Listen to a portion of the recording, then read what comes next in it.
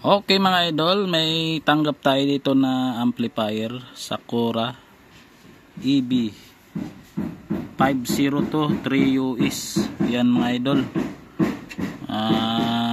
Gibali tanggap po natin to na followers, yung nagpaparepair siya. So i-retouch natin to mga idol kasi sobrang dumi na, kalawang na rin yung ano niya. Yan, kalawang na, pati yung saksakan ng speaker ito, wala na yung mga pihitan, tanggal na. So papalitan din natin to.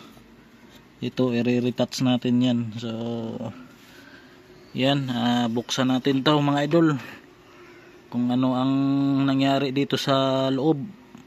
Puro ano ko dito, puro kalawang na ata to. Yan. So mga dito niya natanggal na rin. So saglit lang naman to, ididikit lang natin. Yan. Ito papalitan natin yan mga volume. So ayan, buksan ko lang mga idol. So ayan mga idol, ang laman niya binuksan ko na. So kulang na pala siya ng OPT. Yan, dalawang OPT tinanggal. Hindi ko alam kung tinanggal talaga to o alam ko tinanggal to eh. So ayan, sobrang dumi niya. Tagal na siguro na stock to. Yan, or yan, i-retouch na lang natin to. Yung mga kalawang niya, yun, may mga kalawang na rin niya. To. Tapos dito, yan, ito isuli na lang natin to, nakadikit lang naman. So check natin to mga idol, check natin to mga OPT kung may mga shorted.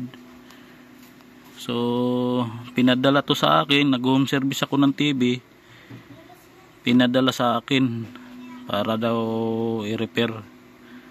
So ayan, yun yung capacitor na 63 volts 10,000 microfarad. Yan, retouch natin to mga idol. Tingnan natin kung kaya natin kung anong mga sira dito. Okay. So ayan mga idol, nalinisan na po natin. So may napansin tayo dito, putok mga idol, oh, basag yung ano niya, A9040. Putok to, so panigurado may shorted yung mga OPT nito. Ganito. So ibang klaseng board din siya mga idol, kasi yung board niya ibang naka-indicate na mga ayan oh, yung mga label niya. Halimbawa A9040, ang nakalagay lang niya Q21, Q22. So hindi naka-indicate yung numero dito. Kung halimbawa masunog or mawala, so dito talaga na lang magbabase sa hindi sunog. Yan. Kaya pag mga ganitong board, mahirap. Pero kung kabisado mo naman yung mga nakalagay dyan, kasi yung label niya hindi tugma sa ano eh, sa pyesa eh. Ayan oh. May mga ano lang, numbers lang nakalagay. Sa ibang board meron nakalagay kung anong nakalagay na value. Gayon. So ayan, baklasin na natin to mga idol. Okay. Okay mga idol, tapos na tayo sa ating project. Sa followers natin na nagpa-repair ng integrated amplifier Sakura. Yan.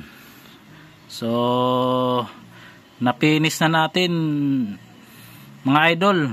So ito yung pinalitan ko.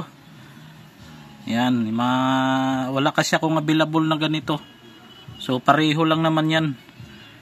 Yan, pareho lang naman ang ganyang OPT. Yung mga 1943, ito iba din ang ano, pero pareho lang. Tsaka to, same lang naman ng ganyang voltahe.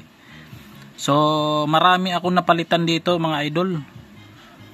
bago to na gawa. So sinubaybay ko lang talaga rito. Mga kalawang marami. Yan, mga 55-51 at saka 41 uwan.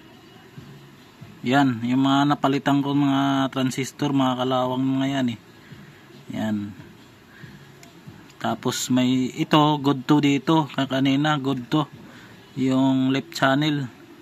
Dito ang napuruhan. May sirang bloke na isa. Yan. So dito, sa mga volume control, nagpalit din tayo mga idol. Lahat po ng volume control, pinalitan natin. Yan.